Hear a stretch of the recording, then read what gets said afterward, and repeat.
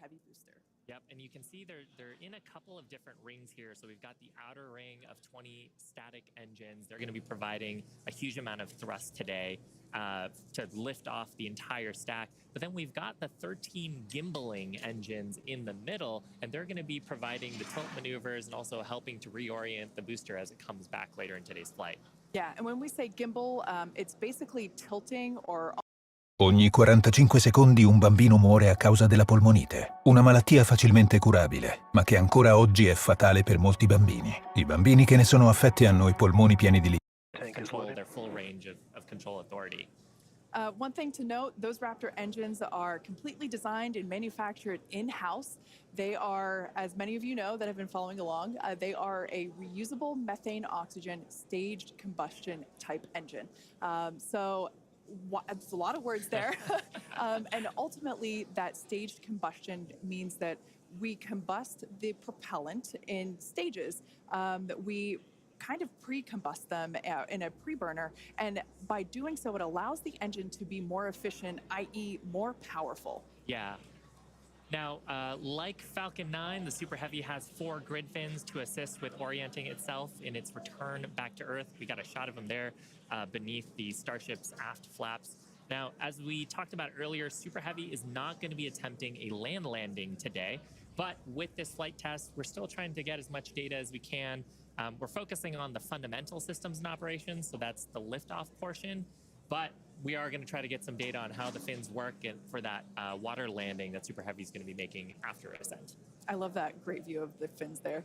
Now, Starship, or the spacecraft, is the second stage, and it makes up the top portion of the vehicle. It's designed for carrying passengers and cargo to Earth orbit and beyond. It stands about 50 meters tall, which is a little taller than the Statue of Liberty. It's comprised of 6 Raptor engines, 3 sea level and 3 vacuum engines, which are optimized to operate in the vacuum of space.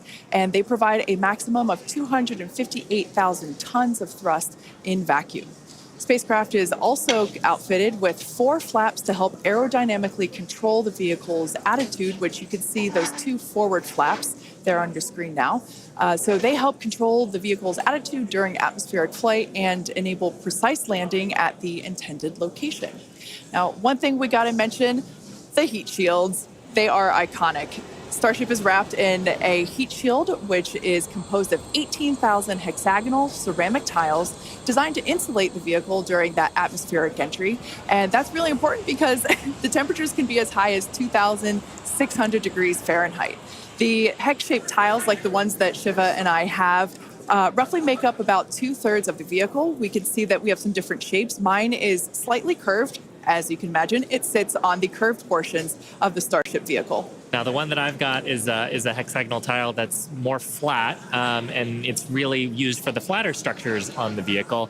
And we need a heat shield because when you're coming back in from re-entry, we're going supersonic, we're compressing all the air ahead of us. That ends up causing a lot of heating along the surface, and without a heat shield, that would go straight into the structure. Yeah, one thing that's amazing to me, especially when I first picked up one of these heat shield tiles, is that they're so light. They almost feel like they're made out of foam. They're that light, and they kind of sound like it too. And one thing that we do want to mention, in order to reject the maximum amount of heat during that entry, like Shiva was just saying, they're black, and that's because black helps reject that heat that is building up on the exterior of the heat shield. Now, Starship is designed for vertical takeoff and landing as opposed to taking off and landing like an airplane, and that's because that's really important because we don't have runways on the moon or Mars. Fortunately, at those destinations, the gravity is not as high as it is here on Earth. On Mars, the gravity is just 1/3 of what it is here on Earth, and on the moon, it's just a 1/6. So in both of those cases, Starship, with just its engines, can take off without needing the Super Heavy booster like we do need here on planet Earth. Now, for today's test, Starship does not have its landing legs attached because, like we said before, it won't be returning anywhere. Starship is expected to make a very hard ocean landing, which, if we even make it that far and manage to get any views, it will certainly make for a very exciting end to today's test. At this point in time, we are 20 minutes or just over 20 minutes from liftoff. Let's check in with John Innsbrucker for a status update. Hey, John, how's it looking? Thanks, Kate. I'm John Innsbrucker, Principal Integration Engineer here at SpaceX. We're currently loading propellant from the ground system into both the first and second stages. Now, both vehicles use the same two propellants. That commonality helps build the reliability. And the fuel today is liquid methane, and that's at a temperature of just over 100 kelvins. That's about minus 272 degrees below zero on the Fahrenheit scale. Now, liquid methane is a different fuel from Falcon 9. That booster uses RP1 kerosene. However, our oxidizer is liquid oxygen, and that's the same as Falcon 9. Because there is no oxygen in space to support combustion, we have to bring our own. Now, leading up to where we are right now, we had a go-no-go poll. That was conducted just after T-minus 2 hours, and once the team gave their goes, we started loading propellants onto the booster at T-minus 1 hour and 39 minutes. At T-minus 1 hour and 22 minutes, we began propellant loading of the ship. The second stage you can see on your screen right there. Now, propellant loading of the Starship's second stage main tanks completed at about the T-minus 27-minute mark, at which time we then began loading the two header tanks in the nose of the second stage. Now, at T-minus 3 minutes, when the first stage super heavy propellant loading completes, that means we'll have all the propellant on the rocket, and the vehicle will be fully loaded with over 10 million pounds of propellant. Now, right now, at T-minus 19 minutes and counting from liftoff, the weather and winds are looking good. We have been watching the ground level winds. They're at 18 miles an hour. As the morning continues, they will increase, but that is below our limits right now. We're also looking at upper altitude winds. We're waiting for one more balloon, but we believe that we're going to be go. On the launch vehicle itself, the teams, the good news, they're not working any issues right now. But if for some reason we do not make our test flight today, if we have to hold, we have a backup launch window. However, we're not sure when it would be. It could be 24 or 48 hours after today. It'll depend on how far we get into the countdown. But right now, heading for a T0 at 8:28 Central, 13:28 Universal Time. Kate, everything is looking good. Awesome news. Now, in order to make life multiplanetary, we need a fully reusable vehicle that's capable of carrying a huge amount of cargo and a lot of people to orbit and have a pretty quick turnaround. The idea is to effectively reuse launch vehicles just like airplanes. Yeah, imagine if you had to wait for a new airplane to be constructed every time you wanted to fly. You'd rarely go anywhere, and for most of us, it would be completely unaffordable. In order for us to get to Mars and back with lots of people, lots of cargo, multiple times, reusability really is a must. In advance of our first missions to Mars, Starship will execute a number of missions with both cargo and people, starting with Earth orbit and eventually expanding to the Moon and beyond. Now, in the near term and a bit closer to home, Starship will also be critical to other programs. Once fully operational, it'll deliver the full-size and upgraded version of our Starlink satellites, and that's super exciting because our next-generation satellites represent a step forward in Starlink's capabilities and will allow us to connect millions of more people around the world with high-speed internet to watch launch webcasts. Such an exciting future ahead of us, but first, let's talk a little about how we got to where we are today. Now, Starship's testing ramped up in July of 2019 with our Starhopper prototype, sort of a short version of the Starship that we see today. There's a great photo of it. It was just over 18 meters tall. It had a single Raptor engine, and we had it to test fly and perform low-level altitude maneuvers and attempt landing. The initial test flight, or hop, reached about 20 meters in altitude. That was followed by the one that you've got on your screen here. This was our 150-meter altitude hop. We went up, took a little jaunt away, about 100 meters or so away from the launch pad, used that Raptor engine to fly and actually land. And actually, this hopper is actually down at Starbase now. Yeah, I love this shot. It's just so fun to see it fly. After a series of 150-meter hop tests with earlier prototypes, the Starship program saw a major breakthrough during a test flight of the vehicle known as serial number 8, or SN8. You can see it there on your screen now. In December 2020, SN8 demonstrated a first-of-its-kind controlled aerodynamic descent and landing flip maneuver. 2 words, belly flop. The SN8 prototype rose to an altitude of 12.5 kilometers or 7.8 miles and conducted a belly flop maneuver, which you see there.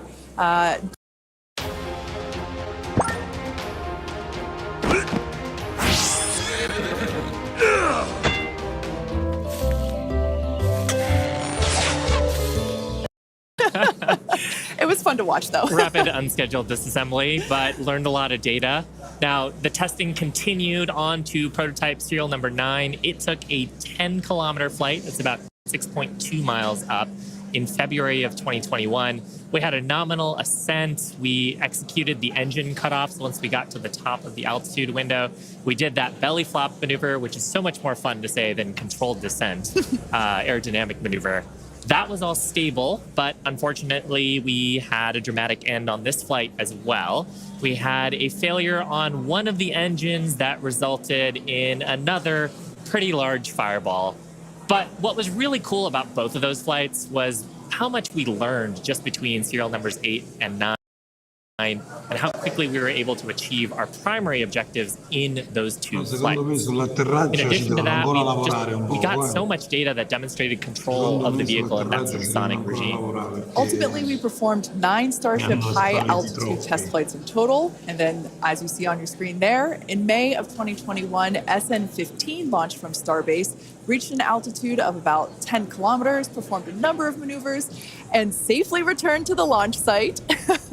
This was the first Starship prototype to fly, control its descent, safely land, and be recovered in one piece. And people were cheering like crazy I was after one of that them. test flight. Now, having achieved those successes in our suborbital campaign, one of the next big challenges is for the upper stage when it comes to reusability and surviving the hypersonic, really high heating phase of entry.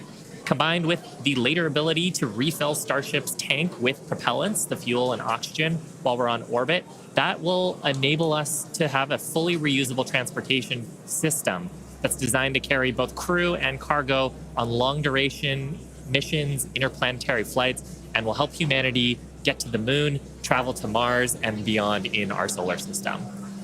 This is all just basically our path of progress, basically an iteration on each vehicle. And that iterative process is a core part of how we work here at SpaceX. We like to test early and often, publicly as well in our case, and that's both for hardware and software. And while it doesn't always go as expected, we learn so much from it, and it informs our next attempt. Yeah, we learn a lot from actually putting the vehicle through flight-like tests. Even the test on Monday gave us an opportunity to learn more about the vehicle into today's launch attempt, and so far things are looking really good. Now, we are continuing into our countdown. We're about T-minus 12 minutes to go. I think it's a perfect time for another check-in with John Insparker. How's it going, John? Well, sure, the good news is that the nets are quiet. The teams are currently working no significant launch vehicle issues. You can see the T clock there on your screen, T-minus 12 minutes, 10 seconds, and counting. Propellant loading is continuing on both the Super Heavy and the ship stages. You can see the graphic on the left-hand side of the screen. Most recently, we began loading liquid oxygen and liquid methane fuel into the header tanks on Starship. Those are 2 small tanks just underneath the nose of the second stage. Now that started at T-minus 27 minutes. That'll be wrapping up at about that will be wrapping up about T-minus 9 minutes. Now the Starship second stage main fuel and LOX tanks are loaded for flight right now. The Super Heavy first stage booster propellant loading is continuing. That'll go till about T-minus 3 minutes. We're underway with engine chill as we get ready for T0. And we're also configuring the launch pad for liftoff. The booster hold downs have been unlatched. They'll be ready to retract at liftoff. And the second stage quick disconnect is beginning its configuration for release. The methane and liquid oxygen propellants currently going to the second stage go through that quick disconnect. That's that arm that reaches out from the tower to the base of the second stage. The SpaceX team continues to check in with the Coast Guard. Good news is we've not heard any reports of boats in the safety perimeter as the launch vehicle heads out over the Gulf of Mexico. So right now, T-minus 10 minutes, 40 seconds, and counting. Everything continues to go well for an on-time launch. Now, today's test flight is taking place out of our Starbase facility in South Texas, and that test site has gone through a huge amount of development over the last couple of years. One thing I want to point out, this is a great view from our drone. Not only can we see the pad, but in the fog, kind of in the distance, in the background and to the left of the pad, you can actually see our production facility, which is the other part of Starbase in addition to the launch pad. Of course, as part of rapidly iterating with our test program, we're also rapidly iterating on our production system to produce Starships and Super Heavies. Last year, the Starbase team produced 4 Starship Super Heavy boosters and 5 Starships, along with their 200th Raptor 2 engine, and they're only scaling up from there, Kate. Yeah, it's incredible to think that for 2023, production has 5 boosters and 8 Starships going. So it's incredible. And it's important to have that system fill in basically the manufacturing line so that we have product ready to go as soon as we're done with this test. Yeah, exactly. And ultimately, I mean, we talked about how Starship is an order of magnitude more payload to orbit. But if you're going to go set up a base on the moon or Mars, you're going to need thousands of metric tons of propellants. And so you're going to need a fleet of vehicles that's capable of doing that. Yeah, one thing to note, Starbase directly employs more than 1,800 employees. It's the largest employer in the area, in fact. And we're very thankful to Cameron County for being so supportive. This is a view from the Cameron County Amphitheater. And there's a crowd there, and you could tell by the energy here in Hawthorne as well that everyone's getting really exciting. I feel my own heart rate going up and up. I know. It must be really, really exciting to go see this. And I mean, just the sheer amount of power on Starship, you're going to feel it down there when this thing lifts off from the pad. We've actually got a great shot here of the natural surroundings around the pad. Oddly enough, most of the pads end up being around sort of wild locations like this. But coming up on T-minus 8 minutes, I think it's another good time for check-in with John. Thank you, Shiva. T-minus just over 8 minutes to the first test flight of Starship. Currently, we are pressurizing second stage. We are also closing out liquid oxygen and fuel header loads on the second stage. We're also getting ready for propellant load tank pressurization on the first stage. In fact, we are just now closing out header tank load on the second stage. Now with the header tanks loaded and closed out, that means we're down to just the first stage to finish loading. That'll finish about T-minus 3 minutes. And at that point, when both stages are loaded, we will have the 10 million pound. Wow. Hey! During a quiet period when the rocket's not doing anything. The automated flight termination systems will be armed, and a final TVC checkout will be performed. Those are the engine wiggles, and hopefully we'll be able to see that with the cameras underneath the vehicle and maybe even the second stage engines. And there's a view looking underneath the Super Heavy first stage with the 33 Raptor engines. Now, a reminder as we continue counting down, if we do need to hold, the point where we hold the clock would be at T-minus 40 seconds. We can pause there. Typically in the past, if we need a little bit more time to finish final checkouts or do some pressurization of the onboard storage tanks, that's where we would hold. But currently, we're not hearing a need to hold, so at 6 minutes, 27 seconds, everything looks good. And of course, Kate, Shiva, as we get close, we're going to get into the engine ignition sequence of 33 Raptors, and that's going to be something new for everybody. I cannot wait for that moment. So for those of you that are familiar with how we launch Falcon 9 rockets, you probably know that we light all 9 of those first stage Merlin 1D engines all at once. It's pretty different than what we do, or what we're attempting to do today. We're actually going to be igniting those 33 engines in banks or clusters, and that sequence starts at T-minus 6 seconds. Yeah, and the ignition sequence is a little bit different. Both in terms of the timing and also the ignition method.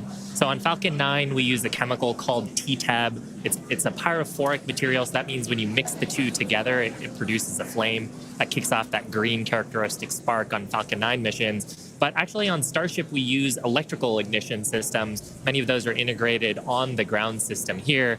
And the electrical ignition, we start lighting the banks at T-minus 6 seconds. And then over the next 4 seconds, the 3 sets of banks will ignite and eventually bring the booster up to a thrust to weight greater than 1 and hopefully ascend. Super exciting. Like we said, pretty different from our Falcon 9 launches. And so this will be the first time that any of us have gotten to see this type of integrated test flight with both the Starship and the Super Heavy booster. Everyone's cheering as we get into T-minus 5 minutes. We want to remind everyone that success today is anything. Yeah, it looks fun down there. I'm just gonna go join it. For today, success is anything that we learn that helps improve the future builds of Starship. If we lift off and clear the pad, we're calling that a win.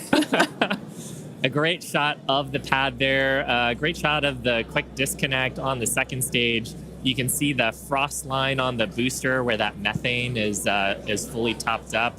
I think we're just coming up on the last few minutes here of propellant fill on the booster. Now that quick disconnect is going to separate away as we actually get into the ignition sequence, but it's providing electrical connections now and also providing the propellants that we're loading into the vehicle. Yeah. We're just now under 4 minutes until liftoff of the Starship flight test. We've been following along for what honestly seems like days and days now, but really it kind of comes down to years. It has been a long time to get to where we are today. Now, fast forwarding a little bit, we have the opportunity to hold, if necessary, at 40 seconds.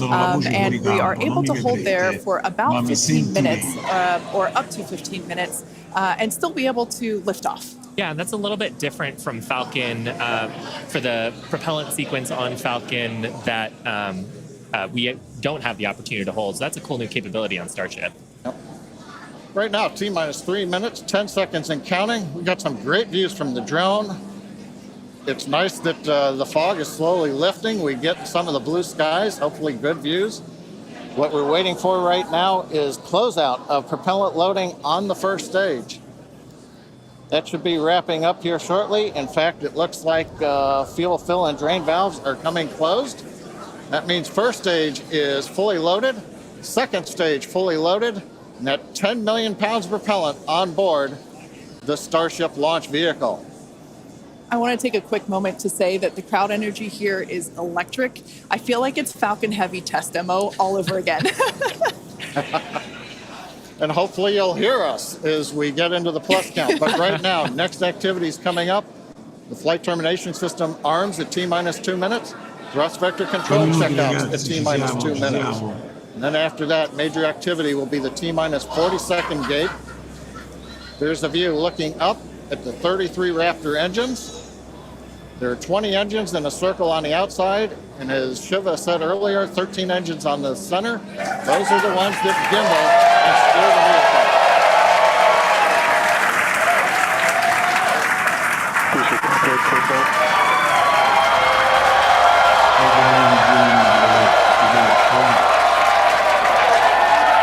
I don't think I've ever seen someone so excited for TBC wiggles. Love this view. These are the 33 Raptor engines at the base of the Super Heavy booster. I think we can see those wiggles now. We're currently inside 90 seconds. Next major activity, T-minus 40 seconds. That is a gate, a decision point. We're waiting. Possibility the propulsion team may need a few minutes. Flight termination system is armed for flight. We're getting ready for T-minus 1 minute and counting. T-minus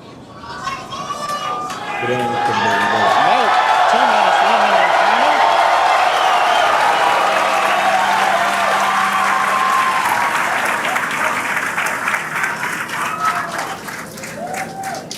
counting. Next, we'll see as we get past T-minus 40 seconds for final checks of the vehicle.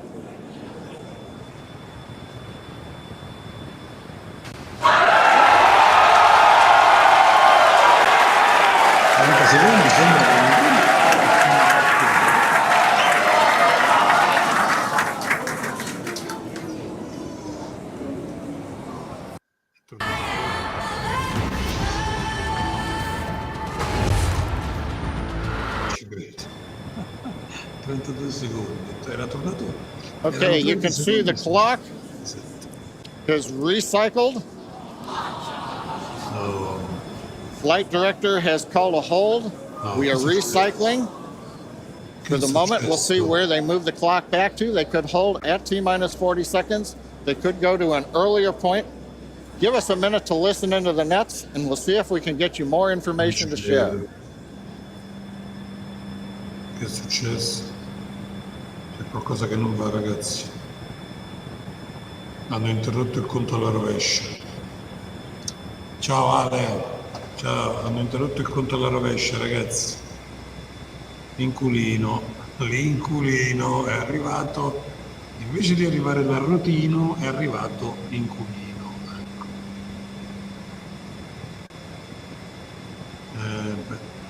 Quando c'era lui i razzi partivano in orario, ragazzi, non va bene, non va bene. Hanno interrotto il conto alla rovescia a 30 secondi dal lancio.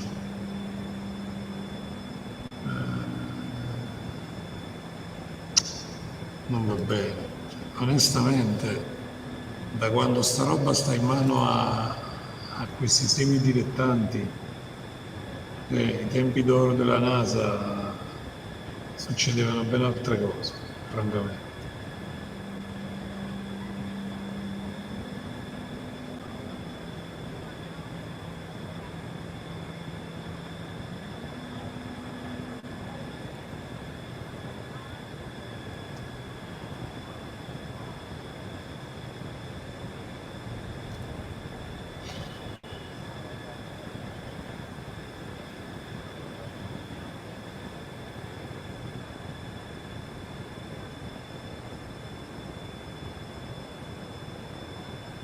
Non si sa cosa sia successo, ragazzi. Il suppostone nero non vola. Il suppostone nero non vola più. Non si sa che è successo, non si sa. Non ce lo dicono e sono rimasti zitti pure i telecronisti americani, quindi veramente non sappiamo. John Innsbrucker again here at the Hawthorne webcast desk. We're holding a T-minus 40 seconds. What we've heard so far is we have a couple of issues we're working. One is the booster tank pressurization. Final pressurization was just a little bit long. That's not unusual. We've held at T-minus 40 seconds before to pressurize. That appears to have been resolved. At the same time on the second stage, they're working some final purging. We should know very shortly if that is cleared and if we'll continue the countdown. Everyone, especially that person, is excited to keep going. Like John said, we should know shortly if we are able to continue. But as we mentioned before, we are able to hold up to 15 minutes and still be able to lift off today. Yeah, on Falcon 9, it's a little bit different. Once we start propellant loading, we pretty much have to go at the targeted time. Otherwise, the propellants can warm up and we may not have the performance for that particular mission profile. It's a little bit different on Starship. Folks, if I can interrupt, yeah, it looks like they're clearing all the flags, and we're going to release at T-minus 40 seconds. That is amazing news. Amazing. Team working quickly through their issues on first and second stages. And I'm sure all of the rehearsals and simulations that they've been doing have prepared them to evaluate this data quickly to try to get us in for today's launch attempt. For those of you just joining, we have a brief hold at the T-minus 40 second mark. The team is resolving one issue with the bleed purge on the stage 2 Raptors. Like John just said, the teams are quickly working that, and it looks like the flags are being cleared as we speak. So we should be able to resume the launch countdown any moment now. And it's worth noting on Starship that once we resume the countdown, it restarts from the 40-second period, and then we keep going unless another condition pops up. So stick around because Starship could be going here real soon. Don't walk away, that's for sure. Amazing views here coming to us from Starbase, Texas.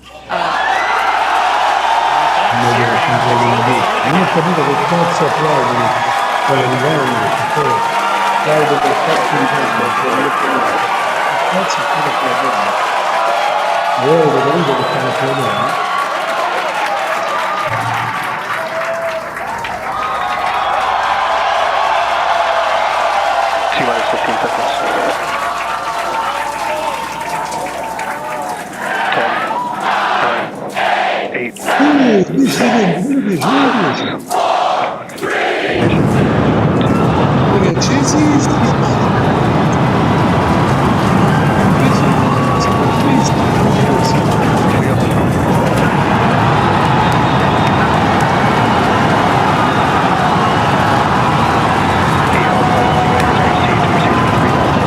0 post-launch flight operations.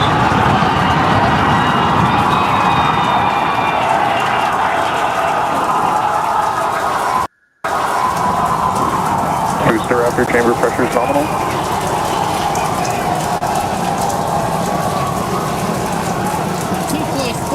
Seconds into the test flight of the inaugural Starship vehicle. Tower cleared, we're into pitch over. Propulsion reports first stage engines nominal. What a sight from the ground cameras at Starbase. We're flying at twice the thrust of the Saturn V heading to space. Acquisition of signal, Corpus Christi. We're throttled down and throttled back up. Going through the period of maximum aerodynamic pressure.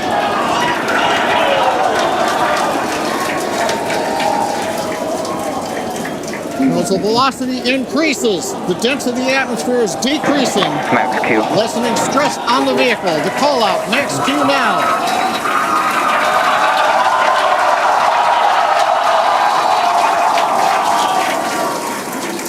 Continuing to watch the first stage as we head downrange. 100 seconds into flight. No, mi sa che senza piloti questo. Our next major activity is going to be shutdown of the first stage. The Houston tracking station now acquiring the vehicle. With shutdown, we will get separation of Starship from Super Heavy and ignition of the Starship engines. When Starship separates, we light up 6 engines in a staggered sequence. And if all goes well, those 6 engines will burn for almost 6.5 minutes. Onboard view from Starship. And there's views of the Raptor engines on the second stage as we prepare for stage separation. Now, after stage separation, the first stage will flip and begin a boost back maneuver for landing in the Gulf.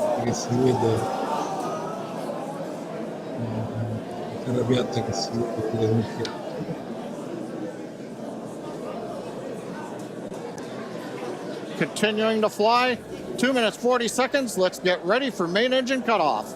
Già sta a 35 km di altezza. Booster engine cutoff. Beginning to flip for stage separation.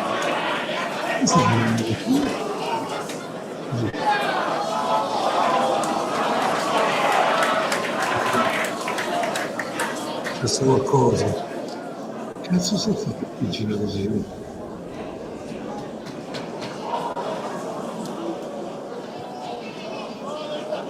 Guarda che gira un po' a cazzo di cane.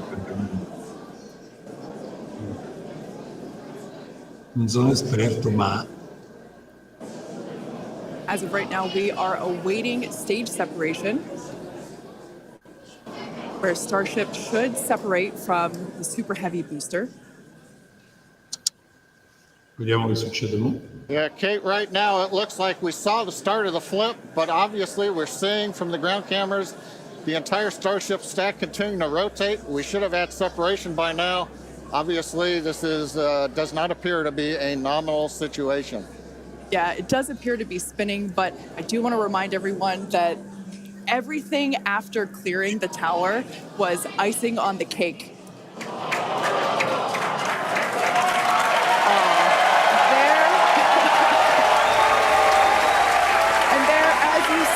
As we promised, an exciting end to the Starship inaugural integrated test flight. Peccato il primo modulo, non sono più troppo.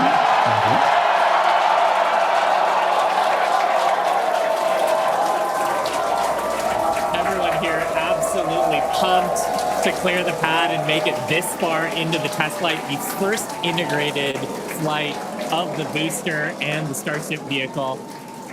Live view there of our control center at Starbase, which we refer to as Star Command. Ma vedete, sembra As tutto we così said before, amatoriale, obviously we ragazzi. Io non lo wanted so, to make sembra it all tutto the way così through, amatoriale. Guardate but to questo. get this far, Che honestly, sembra un is raduno di amazing. gamer. Cazzo è? Well, if you're just joining us, Starship just experienced what we call a rapid unscheduled disassembly, or a RUD, during ascent. But now this was a development test. This is the first test flight of Starship, and the goal was to gather the data, and as we said, clear the pad and get ready to go again. So you never know exactly what's going to happen, but as we promised, excitement is guaranteed. And Starship gave us a rather spectacular end to what was truly an incredible test thus far. Now, as we mentioned at the start of today's program, any and all the data that we collected during the test is going to help us with further development of Starship, and it's going to improve the vehicle's reliability. Hey, I'm Joey, and I'm one of the 30 AI voices from SpeechLab. You listen to this video.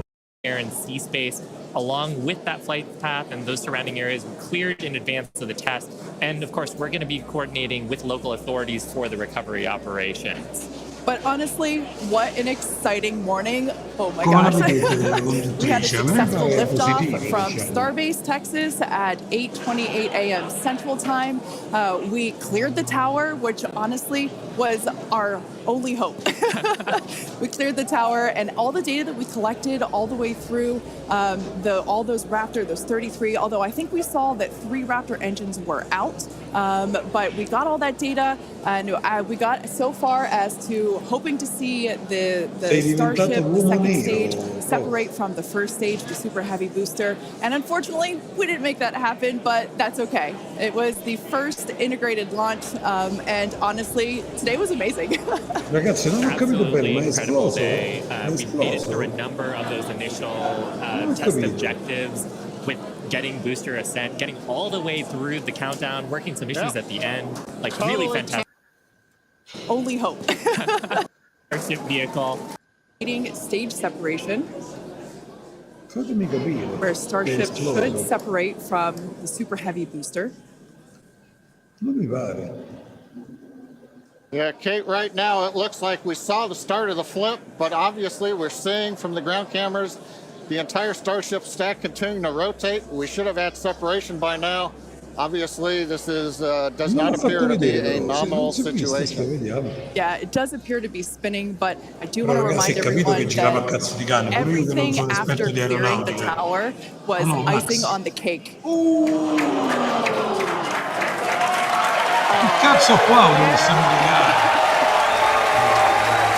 And there, as you saw, Non as è we riuscito neanche a promised, an staccare il exciting end to the start was Il our secondo modulo, ragazzi. Vabbè, finisce qui, raga. E niente, noi non siamo ancora pronti al salto di qualità. No, non era previsto, perché doveva staccare il secondo e il terzo modulo. Non è arrivato neanche a staccare il primo. Non era previsto, ragazzi. Vabbè.